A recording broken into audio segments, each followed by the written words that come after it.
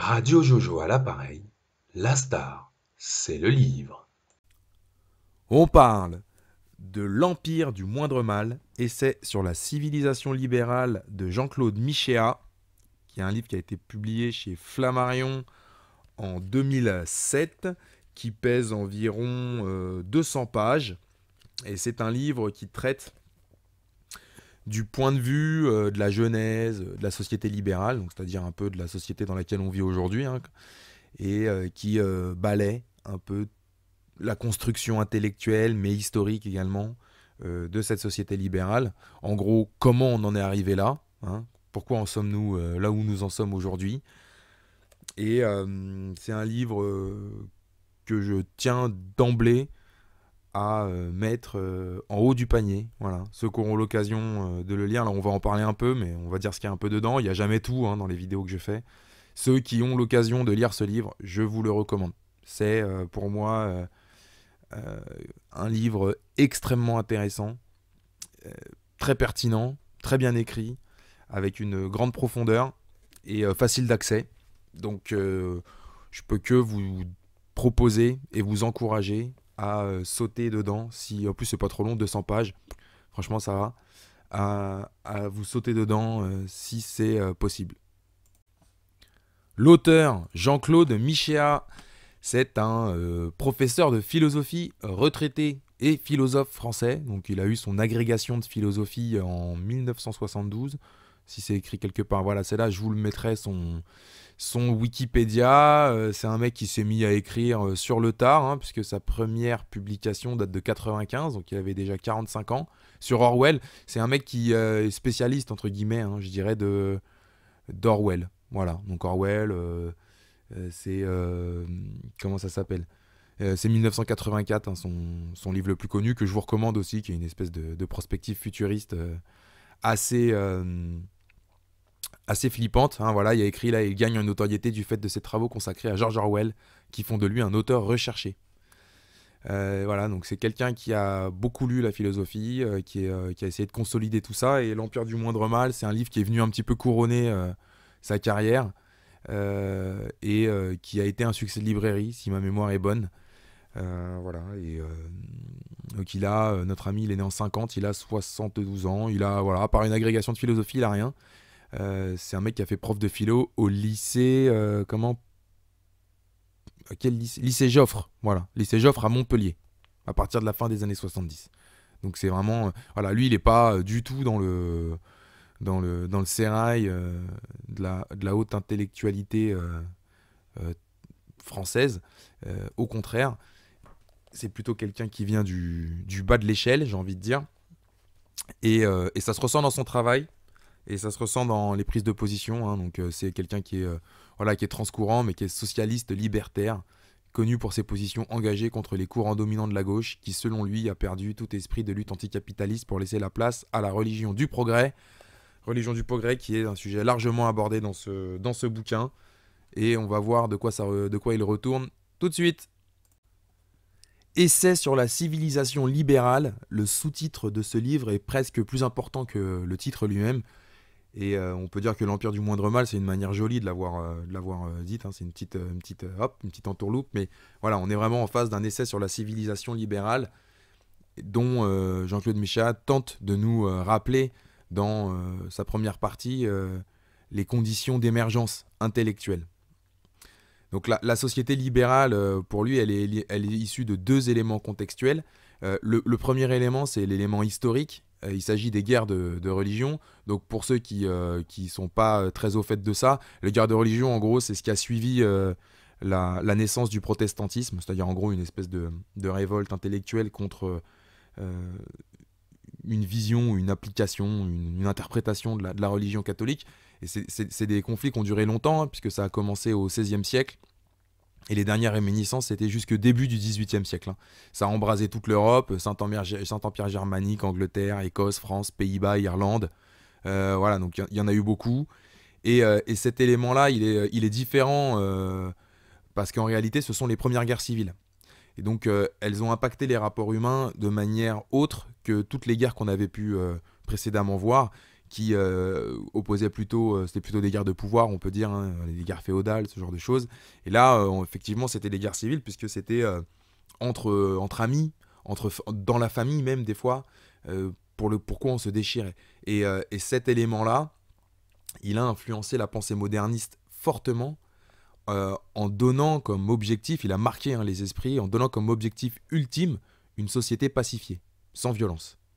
C'est la peur du retour de cette guerre de tous contre tous, hein, de toi contre moi, de nous contre eux, a été un des moteurs, hein, dans l'éclosion de la philosophie moderniste. C'est parce que certains croyaient détenir la vérité, hein, sur le bien, sur ce qui est le bon plan religieux, et que d'autres, en croisement avec ça ou en abondant dans ce sens, j'ai recherché la gloire sur le plan guerrier, que les guerres de religion, elles ont pu avoir lieu. Et, euh, et, euh, et ça, effectivement, dans la pensée des libéraux du 18e, une fois que ça s'était un peu passé, que la situation se soit calmée, ça a été un marqueur fort. On s'est dit, on ne peut plus revenir, il faut avoir une société qui ne se s'entre-déchire plus comme ça. C'est trop difficile, il faudrait pouvoir réformer les esprits pour arriver à cette société pacifiée.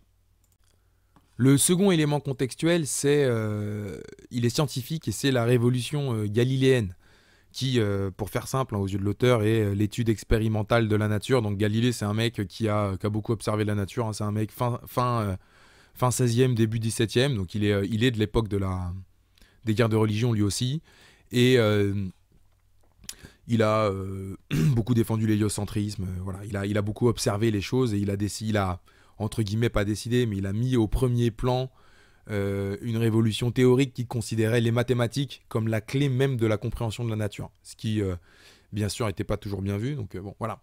On n'est pas là pour parler de Galilée en détail. Mais par contre, ce qu'on peut dire, c'est que cette révolution galiléenne, elle a aussi impacté énormément la pensée moderniste en créant l'idéal de la science. C'est-à-dire en se disant, à travers les mathématiques, l'homme, il va pouvoir contrôler la nature. Il va pouvoir même, je dirais, la corriger.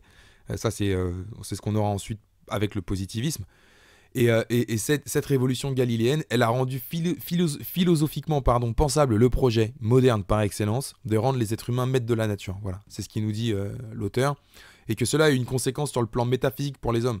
En fait, en se croyant maîtres de la nature, ça leur a permis de se détourner de l'Église.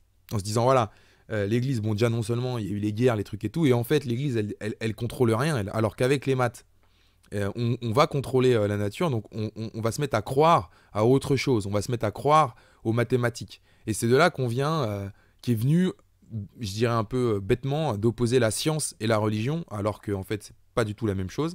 On n'est pas là pour parler de ça non plus. Et c'est vrai que cet idéal de la science, ça va devenir une autorité symbolique nouvelle qui va pouvoir rentrer dans les esprits également. Et cet idéal scientifique, en contrôlant la nature, il va avoir une extension politique. Il va, au-delà du spirituel, il va finir par impacter le politique en disant, bah oui, mais si on contrôle la nature humaine à travers les mathématiques, on va pouvoir la corriger, elle aussi.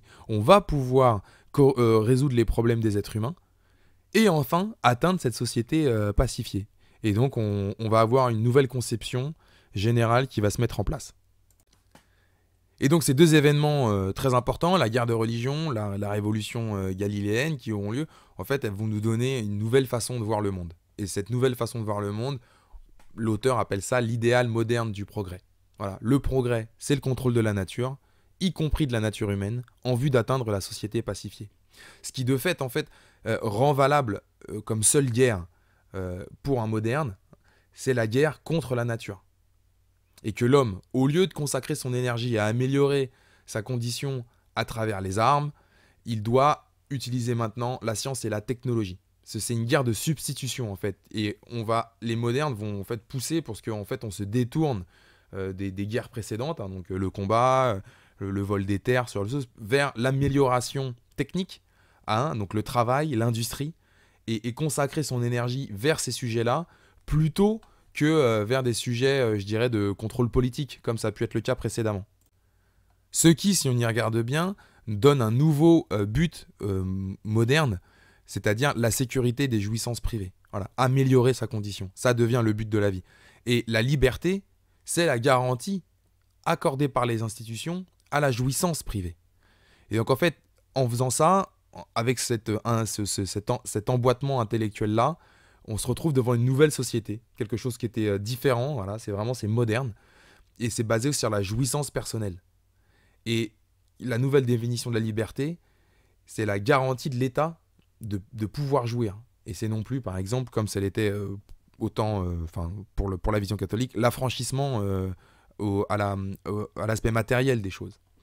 Et c'est comme ça que cet idéal moderne du progrès a été la base de la société libérale. Alors bien sûr, ça a de nombreux impacts, hein, évidemment. La première chose dont on va parler ici, c'est la vision, hein, de l'homme. C'est-à-dire que les modernes, effectivement, ils ont forcément une vision négative de l'homme, étant donné que pour eux, la jouissance privée, hein, c'est-à-dire profiter, hein, pour dire ça un peu trivialement, ben, ça veut dire que l'homme il va forcément chercher toujours à profiter plus, et donc à ne suivre que son intérêt propre. Et comme il ne suit que son intérêt propre, il est prêt à oublier, à exploiter, à évincer les autres. Ce qui veut dire que je dirais par essence, la société moderne, c'est une défiance dans les valeurs humaines, puisque les hommes ne seraient pas capables de bien naturellement, mais uniquement de suivre leur intérêt. Donc des fois, ça va les emmener à faire des trucs bien, mais la plupart du temps, ça va les emmener à faire des trucs qui leur profitent à eux et sans empathie. Résultat, il y a des choses à dire, hein. Résultat, l'humanisme, c'est pas la base du projet moderne, contrairement à ce qu'on nous raconte tout le temps. En fait, c'est un anti-humanisme, puisque c'est de l'individualisme exacerbé. Et dans ce cadre-là, la défense de ses intérêts, c'est ça l'héroïsme. C'est-à-dire que être un héros, c'est en faire plus pour sa gueule. Et c'est-à-dire qu'on en voit aussi aujourd'hui, c'est vrai que tout le monde applaudit les mecs qui réussissent, même s'ils doivent écraser la tête des autres.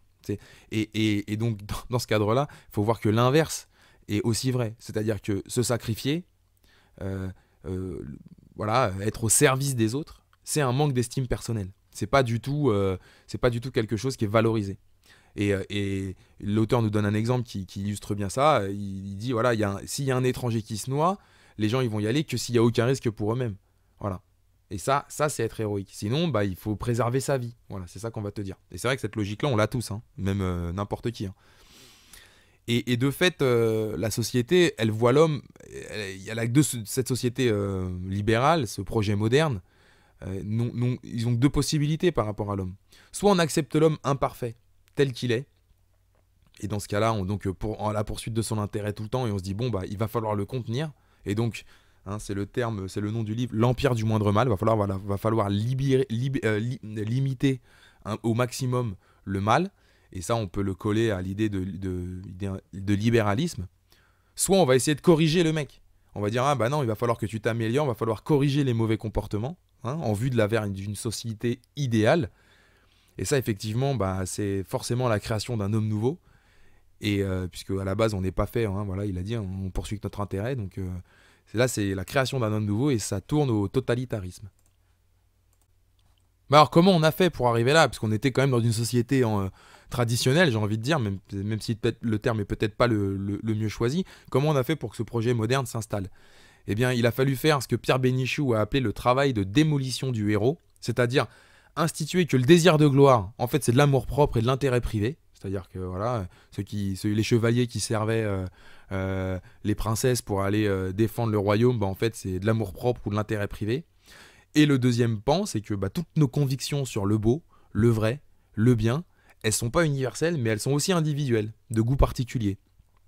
Soit en termes plus contemporains, d'un côté, la philosophie du soupçon, ou déconstructionnisme, et de l'autre, le relativisme culturel, ou multiculturalisme, qui représente de nos jours encore les deux piliers fondamentaux du temple post-moderniste, nous dit l'auteur. Et alors, effectivement, pour ça, cette idée, pour s'imposer, elle a une double stratégie. On va tuer le modèle traditionnel d'autorité politique, et on va soumettre l'existence collective des individus à des mécanismes neutres, sans que nous les individus, on puisse intervenir.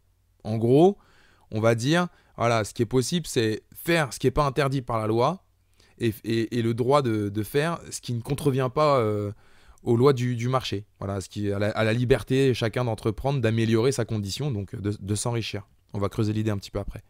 Voilà, il faut abolir la morale, le subjectif dans les institutions, pour ne laisser gérer les hommes que par la raison, le scientifique. Voilà dans les faits comment ça va se dérouler. Alors ça a évidemment un impact sur le rôle de l'État, Puisque si l'État, quand il fait de la politique basée sur la détention du vrai, il déclenche des guerres, eh bien, pour obtenir la paix, ou du moins pour éviter la guerre même, pour ainsi dire, il faudrait que l'État il soit neutre philosophiquement. Ainsi, dans sa forme idéale, l'État libéral doit donc veiller en permanence à séparer soigneusement l'exercice du pouvoir politique de toute considération morale ou religieuse. Dans une société libérale, chacun est libre d'adopter le style de vie qu'il juge le plus approprié à sa conception de devoir ou à sa conception du bonheur, sous la seule et unique réserve, évidemment, que ces choix personnels soient compatibles avec la liberté correspondante des autres. La liberté des uns s'arrête là où commence celle des autres. Voilà. Ce qui fait que de fait, la société libérale dans laquelle on vit, elle est aussi par essence une liberté totale de mœurs. Il n'y a plus de modèles qui doivent tenir. Chacun a son propre modèle à partir du moment où il n'empiète pas sur le modèle de l'autre. N'a nul besoin d'exiger de ses membres un quelconque travail sur eux-mêmes, comme se conformer à un mode social général. Voilà. Et donc on n'a plus besoin d'être... c'est un peu le prends-moi comme je suis, et c'est vrai qu'on est totalement dedans, là, avec, je dirais, l'idéologie LGBT2Q+. C'est un peu ça, dans le fond. Où on doit accepter les gens, voilà, il n'y a plus à se conformer à un modèle social. Et ça, sur la tête de l'État, ça a aussi un autre impact. Et là, vous allez voir aussi que c'est tout à fait cohérent avec ce qu'on vit aujourd'hui. C'est qu'il n'y a plus besoin de volonté politique. En fait, pour diriger un État maintenant, il n'y a plus besoin d'avoir une vision de ce pays, de ce que ça doit devenir ou de ce que ça devrait être, mais uniquement une expertise technique. Donc c'est pour ça que depuis je ne sais pas combien de temps, on a le droit à Macron, c'est exactement ça. Macron, c'est un petit comptable de rien du tout, quoi. Et on comprend mieux aussi pourquoi, par exemple, aujourd'hui, la guerre en Ukraine, menée par la Russie, avec à sa tête quelqu'un qui lui, a une vision comme ça, historique de la Russie, qui a une autre vision, comme on a pu l'expliquer un peu mieux dans les vidéos qui y sont consacrées, on comprend bien pourquoi ça heurte autant, notamment le monde occidental. Ce projet moderne, cette société libérale, cette conception des choses, elle a aussi un impact sur la justice. Et donc, ça va changer la fonction première du droit. Avant, le droit, c'était, entre guillemets, il définissait ce qui était bien, ce qui était mal, et on rendait justice comme ça. Et là, maintenant, la fonction première du droit pour les libéraux, c'est de garantir un ordre juste. C'est-à-dire d'assurer la coexistence pacifique de libertés inévitablement rivales, puisque chacune vouée par hypothèse à suivre son intérêt particulier. Et donc la justice ne doit engager par principe aucune réflexion philosophique particulière sur ce qui pourrait être la meilleure manière de vivre. Elle se limite, au contraire, à définir les conditions techniques d'un simple modus vivendi, sans jamais avoir à s'interroger du coup sur le bien fondé métaphysique des revendications en présence. Cette conception du droit, vidée de son aspect moral, forcément elle provoque l'extension infinie des droits individuels, étant donné que on va se dire moi tant que je fais pas de mal à quelqu'un, j'ai le droit, et j'ai le droit sur tout tant que j'embête personne en vérité. Et donc de fait ça va entraîner une régularisation massive de tous les types de comportements, puisqu'il n'y a plus de cadre les métaphysiques dans le droit libéral. Voilà. Donc on peut justifier aucun comportement, on peut interdire aucun comportement, c'est impossible de justifier une quelconque interdiction tant que mon comportement n'attaque pas celui d'un autre. Donc si j'ai envie de me balader à poil, enfin encore qu'à poil je peux pas, parce que là j'attaque pour le coup. Mais si j'ai envie de me balader habillé en clown, c'est mon problème. Et les autres, tant pis. Et d'ailleurs, par extension, puisque l'atteinte à autrui est condamnable en droit libéral, toute prise de position qui va critiquer ma position à moi, c'est-à-dire m'habiller en clown, ça peut être pris comme une atteinte. Donc en fait, chaque prise de position est finalement suspecte d'être de la phobie de l'autre. Et c'est pour ça que ça provoque, alors là on va en parler, mais si bon, je me mets en clown et tu me dis t'as l'air ridicule, en fait c'est parce que tu vas être entre guillemets phobe de moi, donc clownophobe, ce que tu veux, phobe. Et en fait dès que tu vas commencer à dire que le comportement de quelqu'un il est pas bon, et en fait t'es en train d'atteindre à sa liberté, et donc en droit libéral t'as pas le droit de faire ça. Donc en privatisant les valeurs morales, en cassant ce socle commun, cette entité commune social, hein, sociétal, quoi, à travers cette conception du droit, finalement, on va avoir deux leviers pour légiférer, pour faire avancer le droit. Ça va être l'évolution des mœurs, hein, la liberté de chacun. C'est-à-dire que j'ai le droit, par exemple, on peut prendre le mariage pour tous. On a le droit à avoir un enfant, voilà, c'est un droit. Et puis l'indignation, c'est-à-dire on n'a pas le droit de dire que s'habiller en clown dehors c'est ridicule. Bah là, pareil, je suis indigné, donc je peux faire en sorte que tu m'atteignes et que tu atteins ma liberté, et donc ça devrait être interdit de dire ça. Et ça, évidemment, globalement, où est-ce que ça nous entraîne ? Bah, ça nous entraîne sur la mort de la liberté d'expression, hein, évidemment, puisque à chaque fois que je vais dire que je vais juger, entre guillemets, que je vais mettre un jugement de valeur sur quelqu'un, en fait, je vais atteindre à sa liberté, je vais attenter, pardon, à sa liberté. Donc en fait, je dois me la fermer, en vérité. Tu vois, j'ai pas à dire ce que je pense, parce que ce que je pense, ça concerne que moi. Même si on est 99,9% à penser la même chose, le 0,1%, il a pas à se conformer au reste. Et évidemment, quand on va un peu plus loin, bah, ça provoque la mort du débat politique, quoi. C'est-à-dire que à partir du moment où vous allez commencer à dire deux, trois choses qui plaisent pas, bah, vous allez être taxé de phobe ou de... Voilà, c'est par exemple, vous dites, faut pas que comment dire, qu'un homme et une femme, c'est pas la même chose que deux hommes, bah vous allez être taxé d'homophobe. Alors que, en fait, c'est un constat. Alors c'est bien joli tout ça, mais il y a quand même quelque chose, une question à laquelle les libéraux vont devoir répondre. C'est vrai que si, dans l'hypothèse où la fraternité, c'est une pratique privée, fondée sur des choix privés, si j'ai plus aucune remise en question sur moi-même, étant donné que tous les points de vue sont valables et sont individuels, et si l'État, juste, doit s'interdire par principe d'intervenir dans tous ces domaines-là, comment on peut espérer introduire dans la vie quotidienne tous les jours, hein, voilà, cette espèce de droiture morale et cet esprit de solidarité qui est la base de toute société humaine. Et c'est là qu'on va utiliser l'économie. En libéralisant le marché, hein, en plaçant la société juste sous la protection tutélaire des lois de l'offre et de la demande, hein, en libéralisant, eh bien, naturellement, par elle-même, on va créer un processus mécanique qui va engendrer cette communauté à la fois pacifique et solidaire, qui est censée constituer l'idéal commun des vrais libéraux et des socialistes. Une économie libre de se développer selon ses propres lois naturelles, garantie par un État juste et neutre, en vue d'atteindre cette société pacifiée. L'auteur nous dit, hein, un libéral intégralement cohérent, pour lui, hein, l'autorité doit rester dans ses limites en se contentant d'être juste, et c'est à l'économie de nous rendre heureux, et donc, dans la foulée, fraternel et bon. Et donc, étant donné que c'est à travers ta consommation que tu vas être heureux, et comme tu es heureux, tu vas être cool avec tout le monde, bah c'est là qu'on a mis l'idéal de la croissance économique, hein, en tant que secret du progrès et de la société, se perfectionnant sans cesse. Et quelque part, on est tout à fait dans la vision mathématique, hein, dont on parlait au départ, c'est-à-dire à travers la science. Là, c'est les sciences économiques pour dire ça comme ça, mais c'est même des maths simplement, hein, en faisant des stats, en améliorant des stats, et ben voilà, en développant la richesse de chacun. Donc ça, c'est du chiffre, c'est des maths. Et on va trouver le bonheur. Et ce bonheur nous amènera, hein, si tout le monde est heureux, si tout le monde consomme comme il veut, on va arriver vers ce bonheur général et cette société pacifique.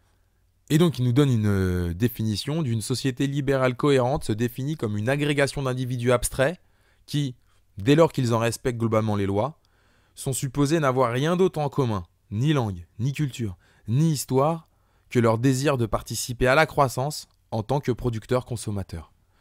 Et là, c'est vrai que tout d'un coup, beaucoup de choses s'éclairent, notamment par exemple l'entêtement des politiques migratoires en France, qui des fois laissent pantois, mais là, elle trouve une explication tout à fait cohérente. Puisque à partir du moment où les gens viennent participer à la croissance, viennent participer à la relation producteur-consommateur, leur adaptation culturelle, elle pose question, il est vrai, parce que dans la vie de tous les jours, il faut bien la prendre en compte. Mais pour un libéral totalement cohérent, c'est vraiment périphérique et secondaire. Et ça, je pense que c'est une des clés de compréhension de la politique migratoire en France depuis 40 ans, qui peut être débattue sur le fond, mais qui, sur la manière dont c'est fait aujourd'hui, je pense que fait l'unanimité, que ce soit du côté des Français comment dire, de souche, hein, comme on dit trivialement, des immigrés et des enfants issus de l'immigration. Ça, je pense que tout le monde se rend compte que c'est pas fait correctement. Et en fait, c'est parce que cette idée-là, elle nie les problèmes. Le projet moderne, la pensée libérale, nie les problèmes liés à ça dans sa conception générale. Ce qui est réel pour le libéral. Et je pense que voilà, Macron, c'en est un fruit parfait. C'est comment dire, c'est la relation producteur-consommateur. Et à partir du moment où tout le monde va consommer comme il veut, ben c'est bon. On va être tous heureux, quels que soient les chocs qui peuvent avoir lieu dans la société. En fait, ils n'existeront plus, ils vont disparaître. Voilà, on va corriger, on va perfectionner la société comme ça. Et tout ça nous amène sur ce qu'est la démocratie. Voilà, c'est-à-dire que la démocratie, c'est une conception politique qui repose sur la défense de la liberté, c'est-à-dire la défense de la jouissance privée, et la croissance, c'est-à-dire la consommation toujours exponentielle en vue d'arriver à une espèce de bonheur général. Bonheur matériel général, même on peut dire. Et donc, la liberté et la croissance, c'est aussi en réalité une définition parfaite du libéralisme. Donc si on va par là, si le libéralisme et la démocratie, c'est la même chose en réalité, eh bien on comprend mieux pourquoi il a fallu inventer un nouveau mot pour parler du gouvernement du peuple, par le peuple, pour le peuple. Hein, c'est-à-dire la démocratie en réalité, le démos qui a du kratos, comme dirait l'autre. Bah là on a sorti le terme populiste. Et c'est vrai que ce terme populiste, au regard et à travers la vision que nous en propose Michéa, c'est en fait, ce sont eux les vrais démocrates, au sens, je dirais, définition du Larousse, quoi, en étymologie, quoi, si vous voulez. Et cette vision aussi, cette vision moderne, hein, donc, qui repose sur la liberté et la croissance, c'est aussi ça qui a rendu le clivage gauche-droite totalement obsolète. Hein. Aujourd'hui, je crois que c'est clair. Et bon, là, il l'a écrit il y a longtemps quand même, donc c'était à l'époque, c'était un peu pas une révélation, mais bon, disons, c'était une prise de position qui est devenue une arnaque, puisque en fait, la clé politique ultime des progrès constants de l'ordre capitaliste permet en effet de placer les classes populaires devant une alternative impossible.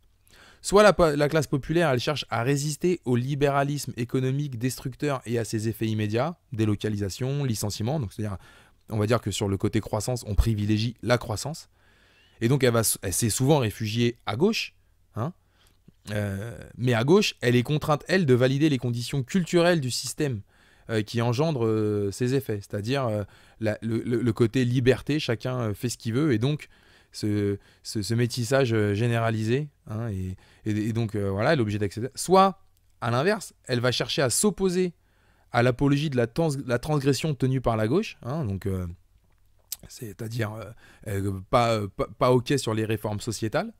Mais dans ce cas-là, elle va à droite. Et à droite, c'est là où on est en train de lui éclater encore plus qu'à gauche toutes les structures protectrices économiques, hein, sécurité sociale en premier lieu. Et donc au final, ce qu'on se rend compte, c'est que toute critique du mode de vie libéral, hein, c'est-à-dire que si vous critiquez la course au profit inarrêtable et la course au droit individuel inarrêtable, et en fait, vous êtes un haineux de la démocratie. Voilà.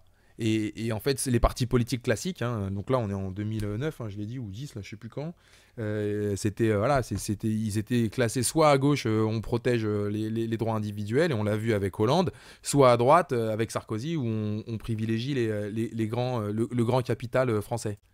Ça explique aussi par exemple les prises de position ultra virulentes d'Emmanuel Macron sur les gens qui refusaient de se faire vacciner, les anti-vax comme il les appelait. Il a dit c'est un danger pour la démocratie. Et oui, c'était un danger pour la démocratie, effectivement, puisque ces gens-là, ils remettaient en cause deux choses, les deux piliers. Ils remettaient en cause la liberté des autres, c'est-à-dire que eux, en ne se vaccinant pas, soi-disant, ils remettaient en cause la liberté des autres de pouvoir faire ce qu'ils veulent, et notamment de pouvoir consommer, puisque comme ils s'étaient enfermés dans une limitation de l'économie à cause de cette maladie, ne pas vouloir solutionner ça empêchait, ça empiétait sur la croissance, ça empiétait sur l'économie. Donc les anti-vax, pour les yeux d'Emmanuel Macron, évidemment, ils étaient un danger profond pour la démocratie.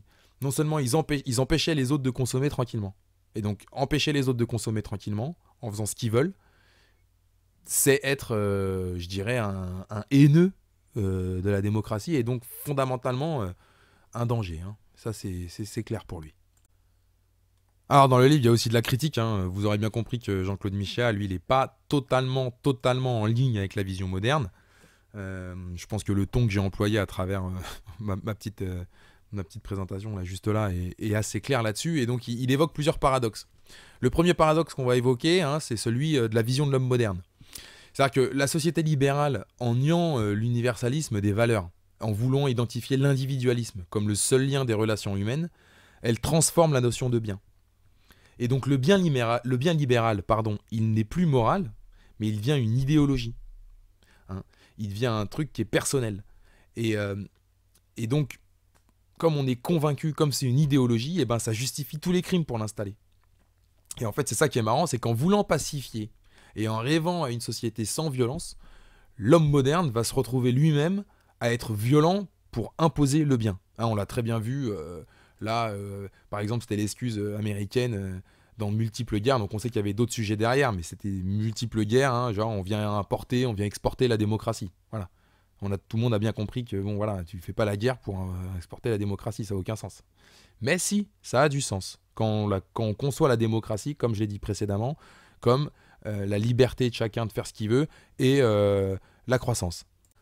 L'autre paradoxe, toujours sur l'homme moderne, qui est rigolo, en fait, c'est que la société libérale, comme elle enlève la loi symbolique, hein, elle va laisser la place à la neutralité du marché et du droit pour gérer la société. Il n'y a plus d'autorité symbolique, il n'y a plus de roi, en gros, si on veut faire quelque chose comme ça, ou il n'y a plus Jésus. Eh bien, ce remplacement, cette neutralité, ça induit des nouveaux montages normatifs de régulation de la société. Voilà. Et comme ces nouveaux montages de régulation de la société, ils sont plus conscients, c'est-à-dire que c'est plus clairement défini dans la société. Genre, par exemple, on obéit au roi parce que ça fait 1000 ans que c'est la famille qui dirige, et donc voilà, cette symbolique-là de l'autorité, on s'y soumet. Tous ces montages de régulation, ils vont devenir inconscients, hein, le surmoi. Et comme ils sont inconscients, ils sont forcément sauvages. C'est-à-dire qu'on va toucher à des choses qui sont beaucoup plus, je dirais, personnelles, profondes, entre guillemets, et avec moins de retenue. Et tout ça, ça pousse forcément vers une société de contrôle, vers une société d'autocensure, vers une société de repentance et vers une société de culpabilisation. Et ce qui est marrant, c'est qu'il nous dit, ça c'est la guerre de tous contre tous, donc c'est un petit peu le projet que voulaient éviter nos amis libéraux au départ. Et surtout, c'est que c'est une société de fous, parce que c'est une guerre de tous contre tous, y compris contre soi-même. Et ça, c'est très important de le prendre en compte, je pense. Voilà. Notamment, tout ce qui est l'idéologie. Et là, c'est l'idéologie woke qui est dedans. Et pourtant, on est une dizaine d'années avant. Je pense que c'était même pas encore. Je sais même pas si ça existait vraiment encore à ce moment-là. Et il l'avait, entre guillemets, ça découle naturellement. Et en découle un paradoxe sociétal, c'est-à-dire que cette guerre de tous contre tous, y compris contre soi-même, forcément, elle met en lumière le problème de comment faire société de manière cohérente sans valeur commune. Voilà, uniquement avec le droit et le marché comme ciment anthropologique.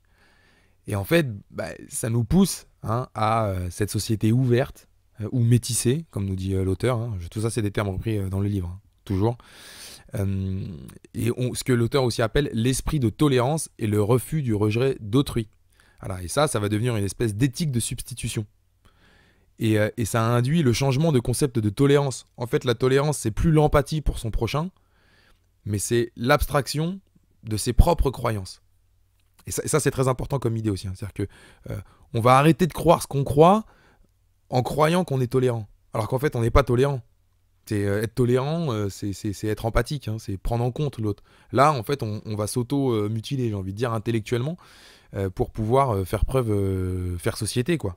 Et donc ça continue. C'était pour continuer le propos juste précédent. Ce qui induit aussi que il faut toujours mettre au plus haut niveau le réalisme politique, c'est-à-dire un peu cette position de pas de tolérance, mais d'éviter de conflit. Voilà, cette pacification, je dirais castratrice, et le refus de faire la guerre ou de s'affirmer quand on en a besoin. Et donc dans la société, ça peut que créer une société de fous, encore une fois, de gens qui vivent mal cet état. Parce qu'on ne peut pas être bien quand on a autant de pression intellectuelle sur la tête. Et cette conception-là, il faut voir que toujours dans la continuité, hein, elle a un problème sur l'éducation. Parce qu'en fait, l'acte éducatif en lui-même, il va devenir problématique puisqu'on ne peut pas éduquer sans inclure dans l'éducation donnée ses propres valeurs morales. Or, les propres valeurs morales, elles ne sont que des opinions privées ou des préjugés. Ce qui rend valide seulement une éducation technique, aux lois du marché ou à la défense juridique de ses intérêts. Voilà, ça c'est la seule éducation acceptable. Et donc, de ce fait-là, l'éducation libérale, donc en gros quand même celle qui est distillée dans les écoles aujourd'hui, hein, parce que on est issu de ça, elle vise d'abord à laisser la nature de l'enfant s'exprimer, plutôt que d'essayer de le faire grandir, de lui donner des points de repère moraux pour mettre en perspective la réalité. Et ça, c'est tout à fait logique, parce que la société libérale, qui est par nature, par essence individualiste, elle apprécie, elle met en valeur l'égocentrisme naturel de l'enfant, hein, qui est, je dirais, normal, puisque un enfant, c'est un petit monde et il n'a pas encore grandi. Et tout ça, en fait, Enclin est une espèce d'une machine. Hein, et donc, voilà, en tant que parent, c'est important aussi de remettre, d'avoir cette idée en tête, hein, que l'éducation, c'est voilà, laisser la nature de l'enfant s'exprimer, c'est pas une mauvaise chose. Attention, c'est pas ce qu'on dit, mais qu'il faut aussi, au minimum, avoir l'intention de le faire grandir. Et le faire grandir, ça veut dire lui donner des points de repère moraux. Alors, on a un autre paradoxe, évidemment, c'est le paradoxe sur le rôle de l'État. Parce qu'il y a un vrai problème, c'est qu'on veut que l'État il soit juste et qu'il garantisse l'ordre minimal, l'ordre juste minimal, pardon. Simplement, comme je le disais tout à l'heure sur la vision de l'homme, et c'est en continuité, c'est que s'il suit sa pente naturelle, il doit en effet se ménager le droit aussi d'intervenir sur la société civile à chaque fois qu'il s'agit de défendre les conditions du laisser-faire. C'est-à-dire, pour l'État, à ses yeux, de la liberté. Et donc cela vient à le pousser régulièrement à devoir briser les résistances naturelles au changement, hein, qui trouvent généralement leur fondement dans les archaïsmes toujours dangereux de la tradition, ce qui dévoile une contradiction de la société libérale, puisque l'État, il doit devenir autoritaire pour libérer. Hein, tout à l'heure, je donnais encore l'exemple, qui est un bon exemple, je pense, qui montre bien ça, c'est tout ce qu'il y a eu autour du mariage pour tous. Voilà. L'État, il a été obligé d'intervenir pour corriger quelque chose qui était mal accepté par la société. Il est quand même passé en force. Et la réalité, c'est que en voulant garantir les libertés individuelles, il est intervenu sur quelque chose qui dépassait ses compétences. Et il est devenu autoritaire à ce moment-là, l'État. Puisque, d'autant plus qu'il n'a pas du tout... je pense que personne n'a tenté un référendum. Mais voilà, en France, ça faisait aucun doute le résultat. Donc, paradoxe sur le rôle de l'État également. On a également un paradoxe sur le droit, hein, c'est qu'en fait, le problème de cette neutralité du droit, donc qui consiste, hein, je le rappelle simplement, à plus dire ce qui est bien ou ce qui est juste, mais à définir les modus vivendi de chacun en garantissant la liberté personnelle sans qu'elle empiète sur la liberté des autres, ça provoque une espèce d'épuration éthique, c'est-à-dire qu'il n'y a plus de limite. Tant que vous n'êtes pas en train d'atteindre aux intérêts privés de quelqu'un d'autre, vous n'avez plus de limite. Et ça rend la notion de limite impensable. Parce qu'au final, quelle limite n'est pas arbitraire? Aucune. Voilà. Donc, à partir du moment que vous concevez les choses comme ça donne le droit de tous sur tout.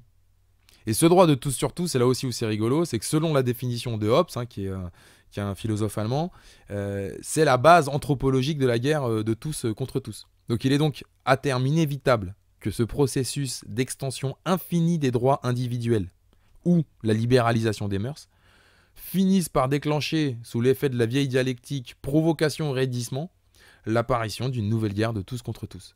Et au final, on assistera à l'échec de la société libérale, puisque cette conception du droit, elle provoque ce retour de la guerre de tous contre tous. Voilà. Donc c'est encore une société...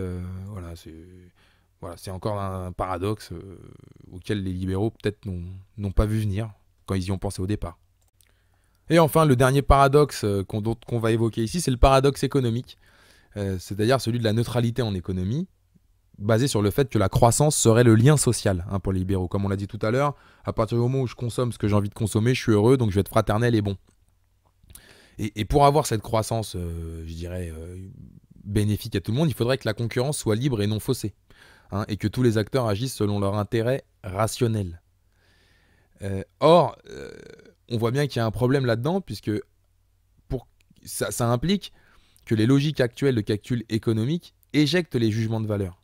Et donc, dans cette éjection des jugements de valeur, dans le calcul du PIB, hein, dans l'évaluation économique individuelle, hein, le PIB par habitant par exemple, qui nous permet de savoir si on progresse ou pas, hein, on vous présente toujours l'augmentation du PIB comme un progrès, on vous dit ah c'est bien et tout, oui mais sauf que personne ne prend en compte la pollution, donc la qualité, ou la délinquance. Et je vous rappelle que quand on crame des voitures, ça fait tourner l'économie.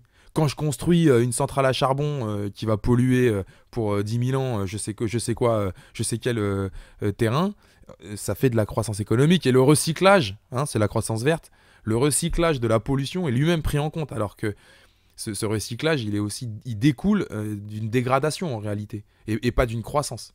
Mais tout ce qui va être chiffré, voilà. Et donc ce paradoxe économique-là nous montre quelque chose d'assez drôle, c'est que on pourrait faire croître le chiffre, enfin on arrive même à faire croître un chiffre, alors qu'en fait, en réalité, on dégrade la qualité de vie des gens.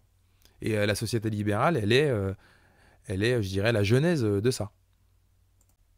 Alors, rapidement, dans le bouquin aussi, Micha ne se contente pas de critiquer ou d'analyser, il propose ou il rappelle une alternative. Voilà, il dit l'axiomatique de l'intérêt, c'est-à-dire la capacité des hommes à faire des contrats et à les respecter, égale nature humaine, est faux. Et parce que le droit et le marché, en fait, ils sont apparus après l'homme. Et donc, en fait, la première socialisation, celle qui a permis au droit et au marché d'émerger et d'exister, c'est pas l'intérêt seul des hommes, c'est ce qu'il appelle, selon le terme d'Orwell, la common decency, c'est-à-dire une espèce de conservatisme basé sur un triptyque donner, recevoir, rendre, et qui s'oppose au duo actuel de la société libérale qui est basé sur un échange donnant-donnant. Et c'est vrai que la société d'essence commune, hein, la Common Decency Society, là, elle cherche à créer un cadre qui, sans interdire, favorise les comportements issus de ce triptyque et décourage les comportements égoïstes ou les comportements de domination. Donc ce triptyque, l'auteur nous dit, il a un caractère universel parce qu'en fait, il peut se traduire entre chaque individu de manière différente.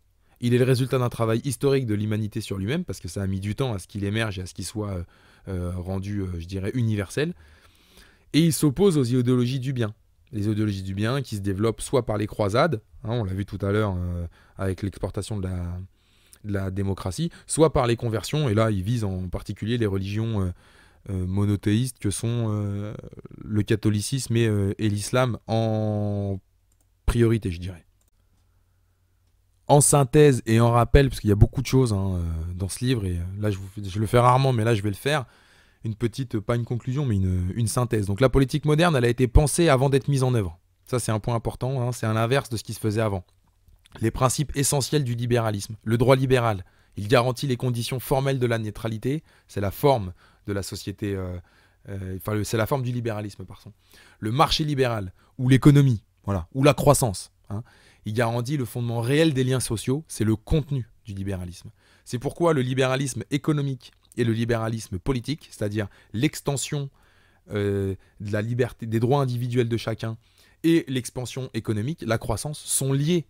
Car dans l'exécution du libéralisme économique, c'est-à-dire plus on peut consommer, plus il y a l'accomplissement du libéralisme politique, c'est-à-dire la liberté de jouir de chacun, qui est un idéal. Et donc on peut conclure que le monde sans âme du capitalisme contemporain constitue la seule forme historique sous laquelle cette doctrine libérale originelle pouvait se réaliser dans les faits. La belle légende des sources humanistes de l'Occident ne saurait donc faire oublier la véritable origine du compromis moderne. Celui-ci ne s'est jamais fondé sur une politique de reconnaissance réciproque, mais via le droit et sa technique, l'acceptation de différents modus vivendi établis, soit une privatisation des valeurs morales et religieuses de chacun. La tolérance libérale n'est rien d'autre en vérité dans le marché que le mécanisme magique permettant d'unir quotidiennement des millions d'individus sans qu'ils aient besoin de s'aimer, ni même de se parler. Le métissage n'étant que l'autre nom de cette unification juridique et marchande de l'humanité. Donc il faut dire que voilà, la société moderne, qui est basée sur la peur de la mort, la négation du don et de l'amour comme valeur universelle, ne voient que l'égoïsme naturel. C'est pourquoi, au départ, les libéraux, c'est des mecs qui se voyaient empiristes, quoi, réalistes, modérés. Tu vois, ils disaient, bon, bah, la société libérale, ça va être l'empire du moindre mal, hein, d'où le nom du livre. Hein, c'est une espèce de pessimiste de l'intelligence, comme ça. Mais en fait, le problème, c'est qu'aujourd'hui, c'est qu'on constate que l'empire du moindre mal, il est en train de muter en meilleur des mondes. Et là, on le voit de plus en plus, hein, c'est très clair. Et ça, pour lui, ça s'explique par deux raisons. C'est l'idée de maîtrise de la nature, ça offre un élément positif et optimiste dans cette société pessimiste, hein, qui voit l'homme comme toujours égoïste, quoi, ou individualiste. Et ça a permis d'ériger la croissance et le progrès comme des nouveaux dieux, en disant, bon, bah, grâce à ça, on va s'en sortir. C'est grâce à cet élément positif, hein, la maîtrise de la nature, donc la croissance, le progrès, qu'on va pouvoir résoudre nos problèmes, qu'on va atteindre cette société pacifiée. Quitte à convertir les gens de force, hein, comme on l'a vu tout à l'heure avec l'exportation de la démocratie chez nos amis américains, et des exemples, on en aurait, mais il n'y a que ça, des exemples, il suffit de se baisser pour les trouver. Hein, voilà. Et donc quand vous n'êtes pas d'accord, bah, on vous l'impose, quoi, hein, voilà. Et donc la modernité a pris une forme totalement idéologique qui cherche à remplacer les croyances de ceux qui ne l'acceptent pas.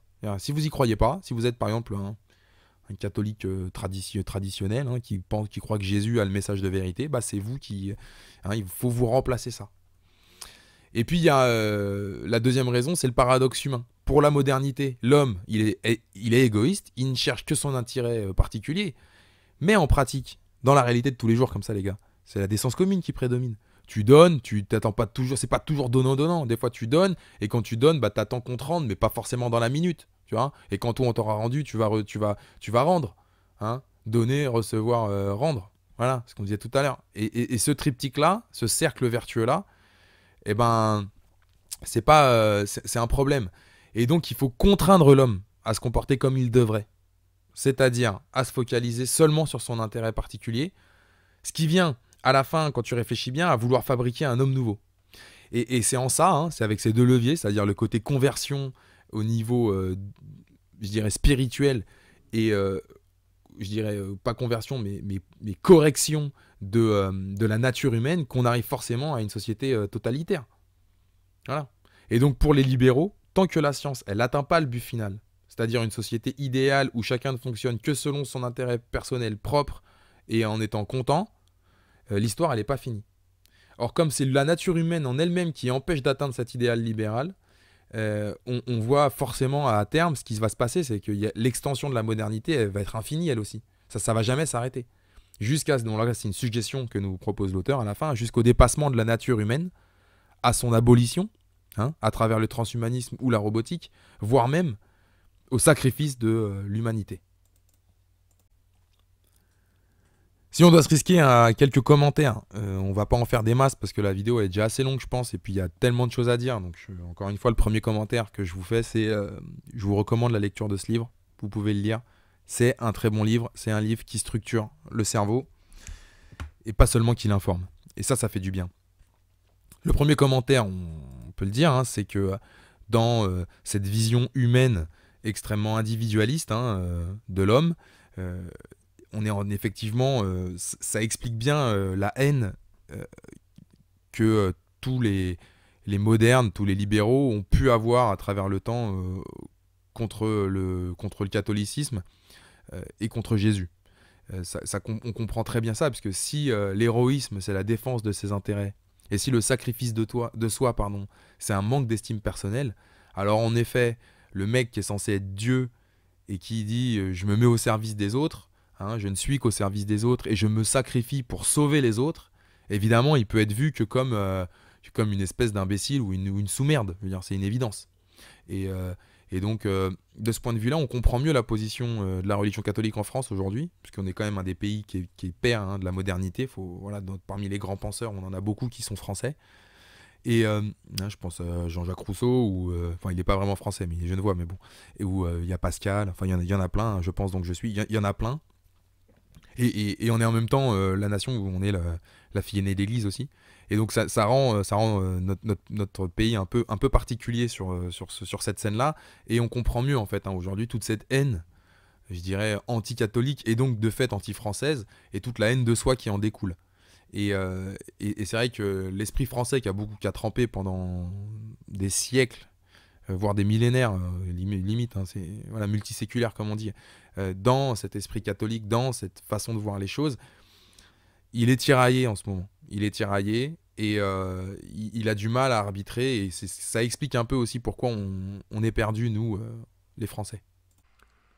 Pour continuer dans cette idée, on va dire, de la ringardisation du sacrifice, hein, de la mort du sacrifice, au-delà de la haine de Jésus que ça peut provoquer, il faut voir que ce que ça entraîne dans nos sociétés, c'est la mort des vocations. À partir du moment où tu considères que la réalisation, c'est ton PIB par tête individuel, donc c'est-à-dire ton salaire à la grosse, effectivement, tous les jobs qui nécessitent une vocation et qui ne sont pas rétributeurs de salaire, de haut salaire, eh ben, ils vont forcément mourir. Donc on le voit très bien. Bon, voilà, les vocations au niveau de religieuses, des prêtres et tout, voilà, c'est en chute libre, mais pas que chez les prêtres, hein. D'ailleurs, la vocation en général religieuse chez les imams, chez les protestants, je sais plus comment, les révérends et chez nos amis les rabbins, c'est pareil, ils ont un gros souci. Mais on le voit aussi au niveau du service public. C'est-à-dire que les infirmières ou les profs, c'est des emplois que plus personne ne veut faire. Et à chaque fois qu'on essaie de les revaloriser, hein, pour dire non mais ils sont très importants et tout, qu'est-ce qu'il y a en face tout de suite à quoi on pense? C'est le salaire. Alors que la plupart des gens qui vont travailler là-dedans, hein, les gens qui font du médico-social ou de l'éducatif, la principale raison pour laquelle ils vont là-dedans, c'est pas pour le salaire. Alors évidemment, on peut considérer qu'ils doivent être revalorisés, ça c'est une chose, mais c'est surtout l'image et la position qu'ils tiennent dans la société qui doit être revalorisée. Et donc si on continue en réfléchissant bien, on se dit que moins il y en aura, plus on va devoir revaloriser pour attirer des gens, et donc plus on va privatiser. Et donc à terme, c'est ce qu'on disait tout à l'heure, la société libérale, elle doit avoir un état minimal au sens de prestation, et donc la logique de la mort des services publics qu'on connaît ici dans notre pays, dans ce cadre-là, elle est parfaitement cohérente.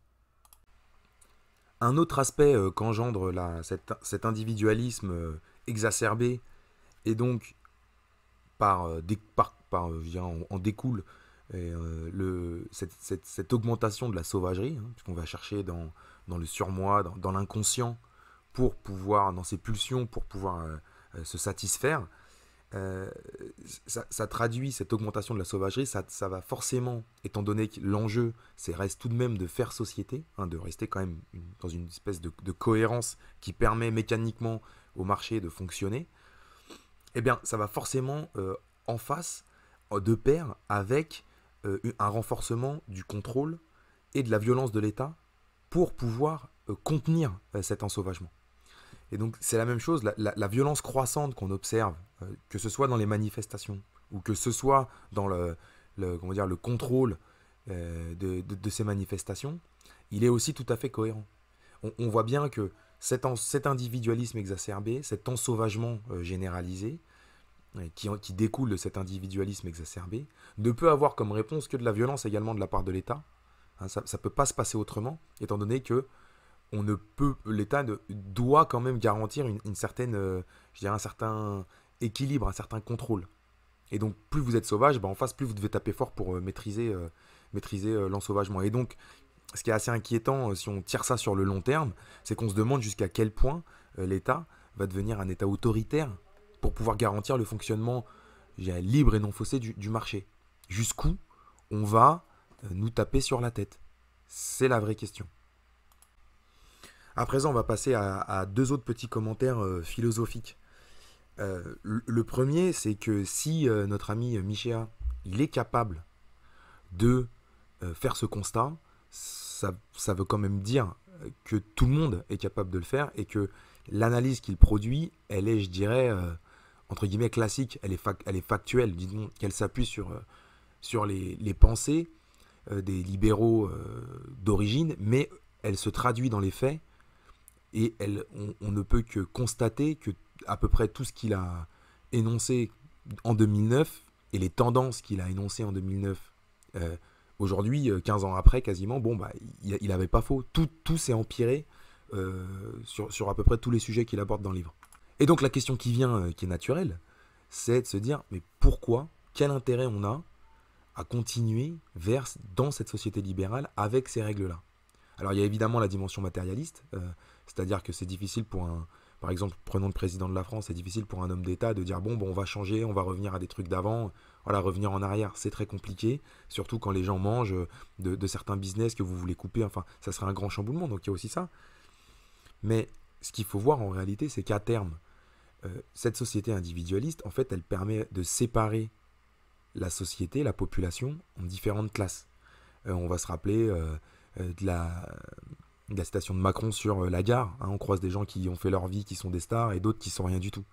Et c'est ça la mentalité libérale. C'est cette espèce de séparation entre les élus, c'est-à-dire ceux qui vont réussir à être des libéraux, à être des gens riches, à consommer comme ils veulent, et donc à avoir quelque part raison, et les autres qui n'ont comme alternative que d'essayer de rattraper ceux qui sont devant avec leurs petites armes.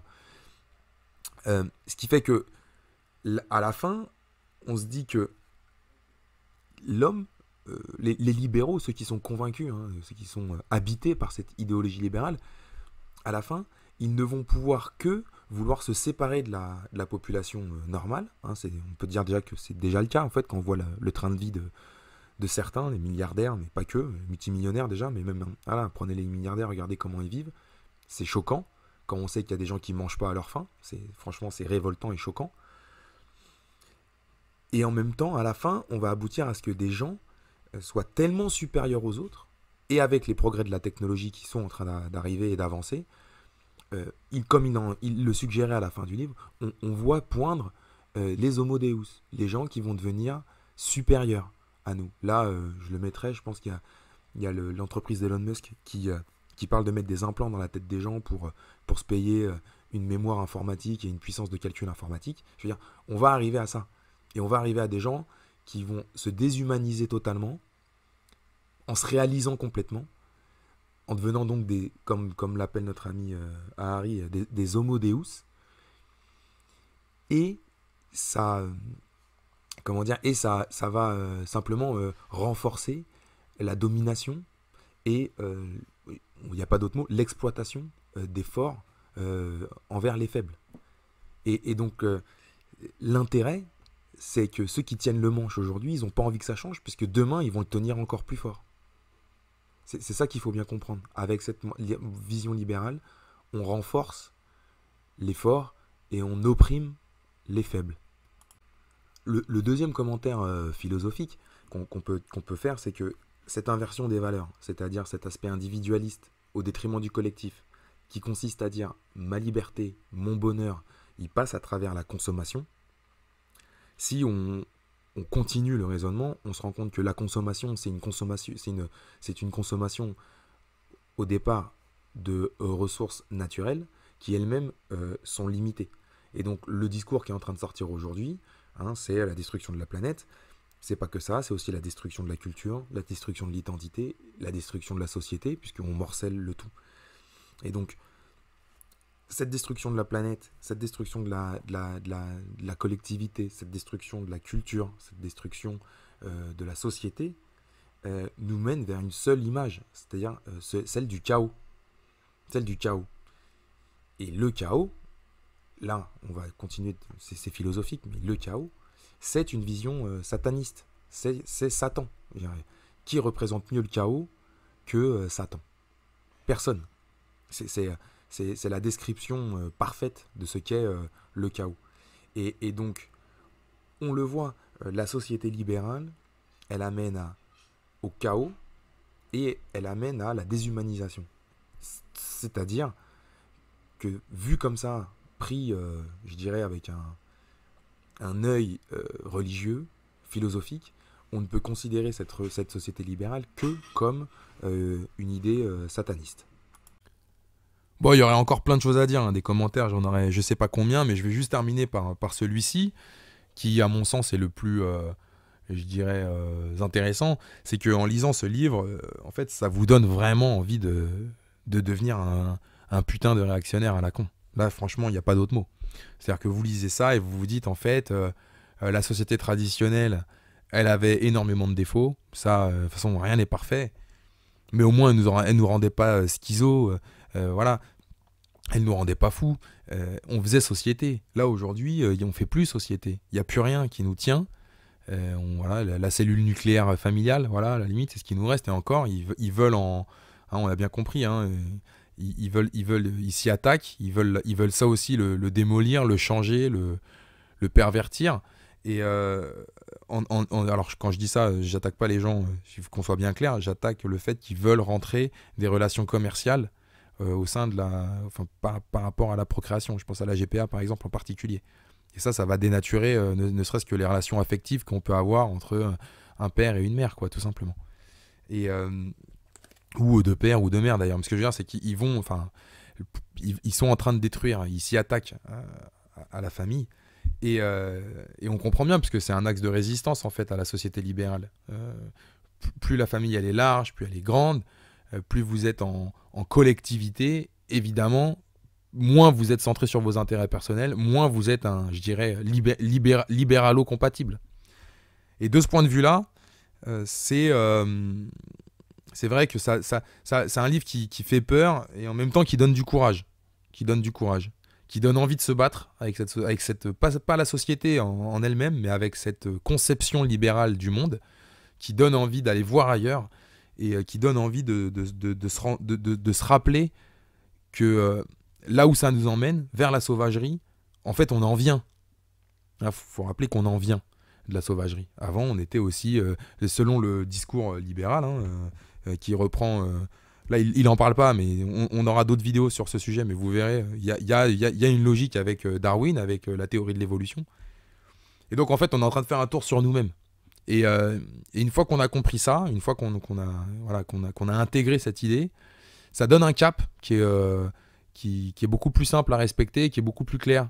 Et on sait qu'on va en souffrir par moments, qu'on va être peut-être mal vu, ou que ça va nous mettre la pression, mais en même temps, ça apporte énormément de réponses. Et donc, voilà, je m'arrêterai là.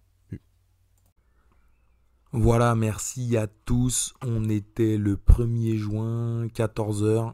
Je termine cette vidéo. J'espère qu'elle vous aura plu. Elle est légèrement plus longue que les dernières. Elle fait un petit quart d'heure de plus, mais il y avait beaucoup de choses dans ce livre et encore, j'ai pas tout dit. Donc voilà, lisez-le. Excellent bouquin, structurant, qui augmente le niveau d'esprit critique. Je vous embrasse, à bientôt.